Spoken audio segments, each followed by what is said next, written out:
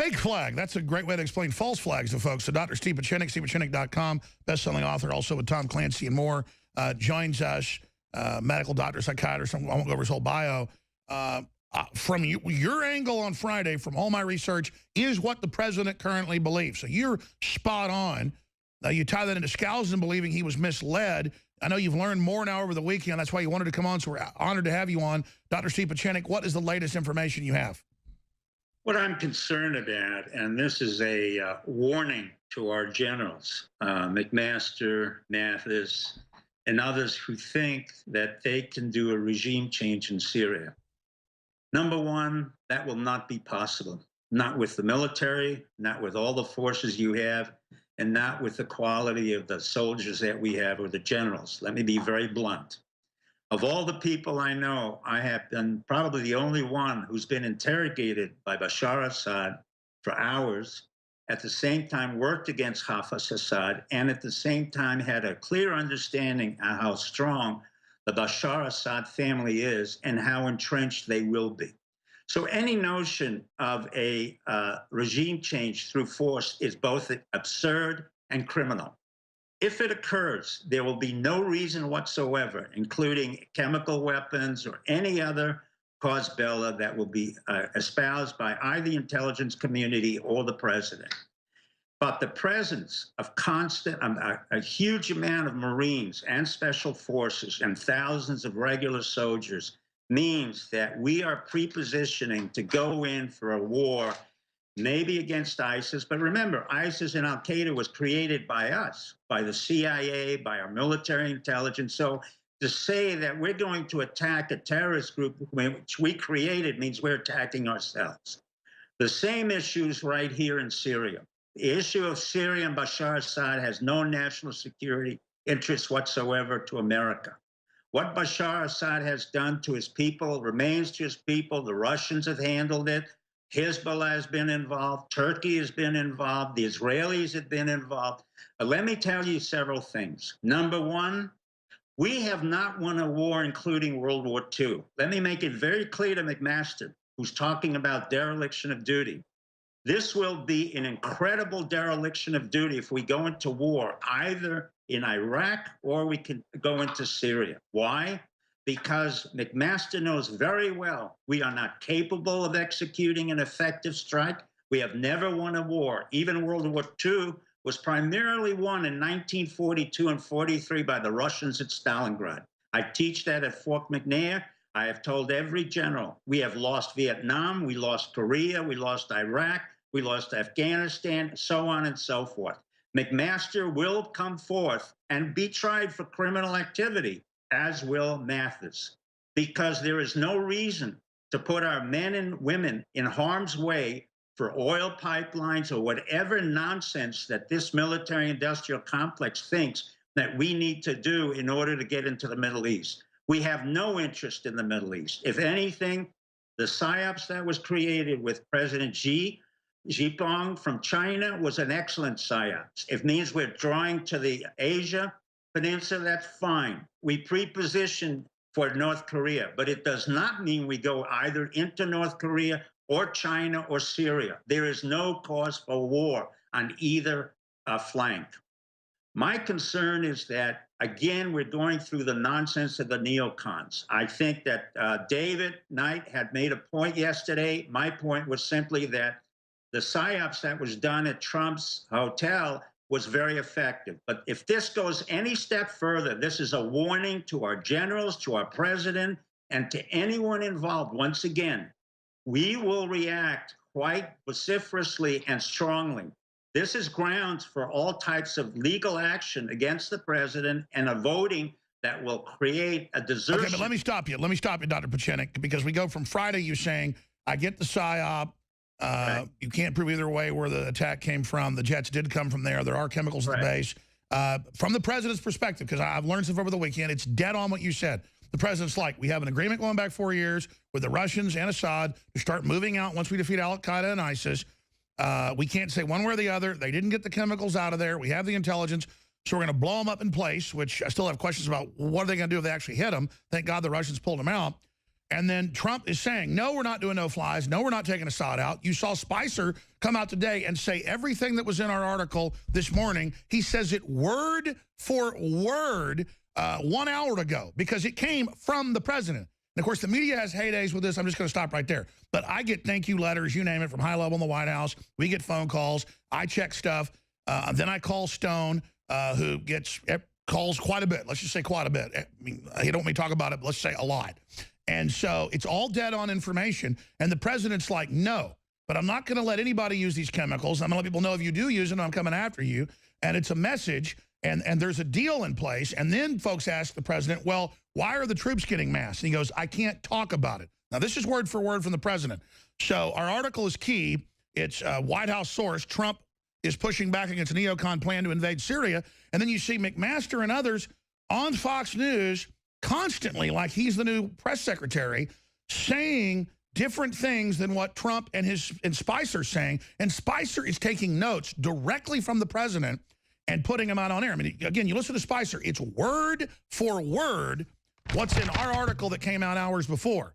And so Roger Stone is calling. He's got some breaking news. There's a lot of breaking news taking place here as things unfold. So again, taking that intel, what do you make of that? And then expanding on it. I guess you've got some really good sources, obviously, as well, because you're word for word saying what we're getting. Let me tell you this.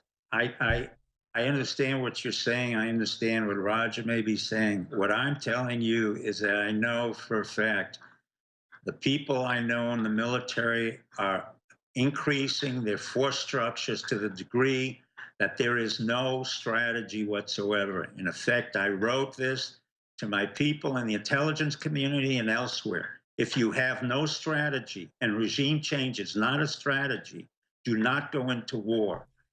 Increasing well, sure, if anything was ever a quagmire, it's Syria with all these different forces. So why is McMaster saying things different than the president and his press secretary?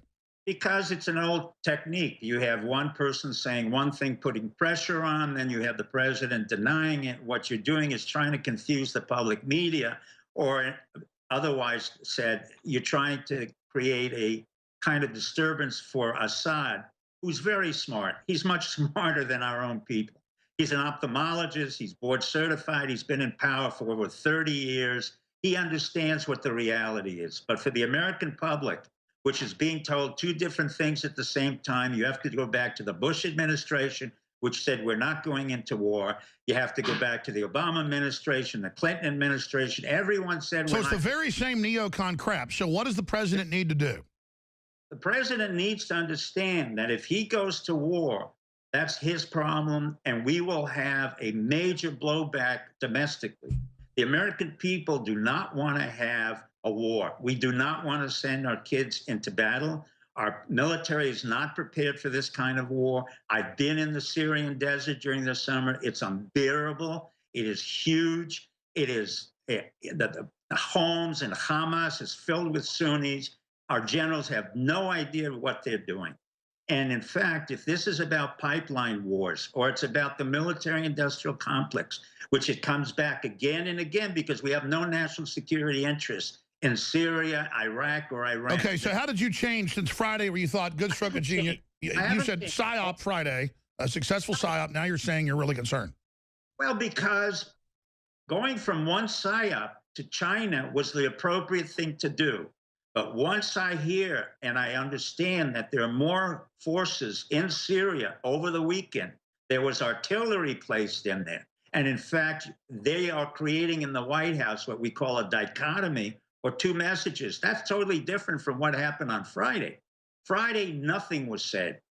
Nothing was said in terms of the PSYOPs. It was elegant, it was effective, and we sent out a fleet, as you said, to the South China Sea. Whether we attack North Korea, I think that's not very bright, but at least we have a presence there. But once we have a statement by McMaster, and at the same time Trump denying it, so you have a purposeful confusion, then I am saying very clearly, do not go to war. We've been through this scenario repeatedly. Sure, so what are the neocons thinking? Why do they want to go in war in Syria, much worse than Iraq, much worse than Libya? I mean, what are they thinking? All of these neocons have never served our government. They've never been in war. They have belonged to the military-industrial So complex. why is McMaster going along with it? He's the national security advisor now, not John McCain. Because McMaster is going to follow the orders of the president. In short, he may be committing the very sins he wrote about, dereliction of duty. There was dereliction of duty in Vietnam when he wrote about it, and Westmoreland and other generals followed through, knowing fully well we had never had a strategy, we never had an effective tactic, nor were our soldiers prepared. McMaster knows the same issues here. He knows we're not prepared, we're not effective, we have a one-to-one. Sure, what about the Petraeus connection to McMaster? Petraeus brought in McMaster and put him back as a lieutenant general because McMaster was basically isolated because of the book he wrote on dereliction of duty. But I'm not a fan of Petraeus, as I've said repeatedly. Petraeus went in, he self-promoted himself. He's never really been other than South China. Well, sure, the reason we haven't won a war since World War II is we're in civil wars. No one ever wins a civil war. I mean, it's like sticking your hand in a beehive. There's no reason to do it. Well, yeah, but let me be very clear. With all due respect, including my own father, we did not win World War II. What we did was to defeat the Japanese in order to release 100,000 troops, Russian troops, to go back into fight into Stalingrad and on the Western Front. By the time we went into Europe and Germany, the Soviets were on the Elbe River. So that has to be made very clear. George Marshall said it. Well, sure. I mean, when it comes to casualties, the Russians lost 20 million people. Win World War II. Yeah, we didn't even lose a million. Hold on. We'll be right back. Let's talk about that straight ahead. Talk about China. Folks, I'm going to do 5 more minutes the next hour, and then David Knight's taking over. I cannot stress to you enough that when you spread articles from Infowars.com or videos, you're doing the Lord's work. I mean, they are trying to censor us and block us everywhere. It doesn't matter if we've been on Roku and Boxy and YouTube and all these places. Now people have those on their TVs. They purposely block us off the front pages. Even when we have the top videos, they force feed garbage from the establishment down your throat, on your iPhone, on your Droid. They just load news on when you turn your phone on to that front page. Never Infowars, never Drudge. You need to take our articles and send them to everybody you know. You need to take our articles and just hammer them. It's an info war. And if they can strangle us, they can shut all the independent press down. Also, financial support. You know, my dad came out with a fluoride-free toothpaste that's made by the biggest manufacturer in the country, private label by us. But we had colloidal silver and iodine. The adult formula is sold out. The child formula is bubblegum flavor, but it's all natural, organic. And it has everything in it but the peppermint and spearmint that's so strong, but it's still very concentrated. Super Blue, for children, bubblegum flavor is available at InfoWarsStore.com. We've got our Paleo Caveman formula that's so good for the body, the joints, you name it. It's got the turmeric, the chaga mushrooms, the bee pollen, and so much more. That's back in 33% off. And our iodine is a little bit more came in, but I'm going to go ahead and discount it 25% off X2, the good halogen. Check out what it's done for so many others. Go read the reviews, InfoWarsLife.com, InfoWarsStore.com. Getting back to Dr. Steve Pieczenik of StevePieczenik.com. Just briefly on China. How do you think the meeting went? What's the info you've got on that? The big task force group going up there by northern China and the South China Sea, by Japan, by the Korean Peninsula. Where do you expect all that to go? You got Lindsey Graham saying everybody about it better watch Trump. You know, he's a crazy guy, as if that's some positive thing. Plus, I don't think it's true. It just shows how crazy the neocons are wanting to, quote, scare the world. Well, that's a good question. Actually, your assistant, Nico, just gave me an interesting point. First of all, the meeting went very well. What Trump did and McMaster's did was a brilliant PSYOPs operation focusing to Syria and then shifting really to the South China Sea. The real problem now, and this is where the regime change comes in, and this is where America has to watch itself. What's happened now, and Nico informed me that 150,000 Chinese soldiers went on the North Korean-China border. To me, that's very credible, and I'll tell you why. For over 30 years, I was held back on any regime change in North Korea because for me, it wasn't very hard to bring down North Korea. There are many simple ways to do it without going to war.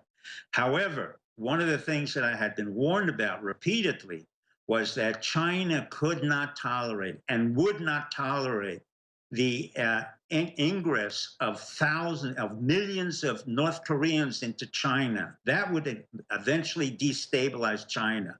So what we have going on right now is the potential destabilization of North Korea and China knows that because President Xi Jinping was humiliated, and correctly so. And he has no idea of what Trump can or cannot do, but he does understand that Trump has the willpower to use force. At the same time, we're looking at Syria, where we're building up troops. One could be the distraction from the other, or at the same time, we would have two wars going on at the same time. That's up to our president, and that's up to our generals. I warn them about wars. Taking down regimes does not mean you have to have a war. In the case of China, this has already been quite significant for Trump to have said to Xi Jinping, look, I just launched 59 missiles. I want to make sure you understand that. Xi Jinping understands that, but at the same time, the Chinese have a hold over Jared Kushner and his buildings in 666 Fifth Avenue. Let's talk about that when we come right back. Let's talk about ways foreign powers can influence the president. And we're not talking about Russia. From my info, it's the Chinese that are manipulating us big time. We'll be back in 70 seconds with our guest, Dr. Steve Pieczenik. I saw photos over the weekend of the Yalu River, I guess in the north there of China, bordering North Korea, taken by a photographer. I even got a screenshot of it on my phone here. And it's big skyscrapers on one side, looks like Manhattan. And then on the other side, it's just grass and villages to show how deindustrialized that country is. Most people walk, most of their highway crews carry their equipment. It's amazing. So in closing with Dr. Steve Pieczenik, before David Knight comes into the studio and takes over here in just a moment. Yeah, there's a similar photo to what I saw, even more striking. Before we go any further here, we're bringing up Jared Kushner. I don't want to make him the target, but so many times he himself admits he's a Democrat. The Democrats kind of celebrate him. And I'm told that's a distraction. It's really McMaster running wild inside the White House. But what were you going to say about Jared Kushner? Well, I don't know Jared Kushner. I assume the best of him. He comes out of a family that was involved in real estate. He's involved in real estate. His father was indicted and convicted. The problem is they have some major properties in Manhattan. One in particular, which I know very well, is 666 Fifth Avenue. Billions of dollars have been foreclosed upon on the Kushner family, and they can't refinance that property. All it takes in the business of real estate, and believe me, I know this very well, is for one major property to go under for billions of dollars, and then it starts to be a domino effect. Kushner is a highly vulnerable target for the Chinese, for the Russians, and any foreign individuals, because their family was doing private business with the Chinese. It's the Chinese who came in and told them, we'll take care of you. Now, he can resign if he wants, he can do whatever he wants. Nevertheless, from a counterintelligence point of view, Kushner and many of those civilians there are really prime targets for foreign governments in terms of manipulation and leveraging. And if I were Jared Kushner, I would leave the White House and do the best thing he could, just say to America, thank you very much, and go back to his real estate business. Otherwise, he becomes a liability. And that liability as a civilian, it doesn't matter whether he's a son-in-law or not, becomes a great liability. By the way, let me stop you. Even the Hill newspaper is reporting on this. This is bombshell from just 8 days ago, but I know you have amazing sources. Is this from the news or from your sources? Because you're saying that they did penetrate him and that he should just step down now. You made a lot of statements like that about Hillary that came true, so you're not making this up. Are you getting this from the news or from your sources? I don't even have to go to my sources. This is typical counterintelligence techniques. What I use is really just simple intelligence, counterintelligence thinking. This is not out-of-the-box thinking. This is not the kind of thing that we had with the PSYOPs at Largo, where I thought really this was quite unusual.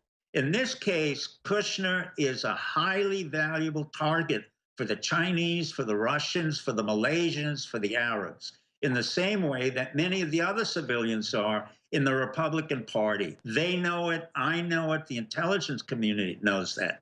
So I don't need a source for that. It's just that if he were a good American, he doesn't have to serve our country in the military, which none of the neocons have. I don't care whether he's Democrat or Republican. I would resign if I were he. And I would say, look, thank you for the opportunity. I appreciate it. And put his efforts on 666 Fifth Avenue. But to his credit, it is being reported that he didn't go along with it and they pulled out. Or is that just a cover story?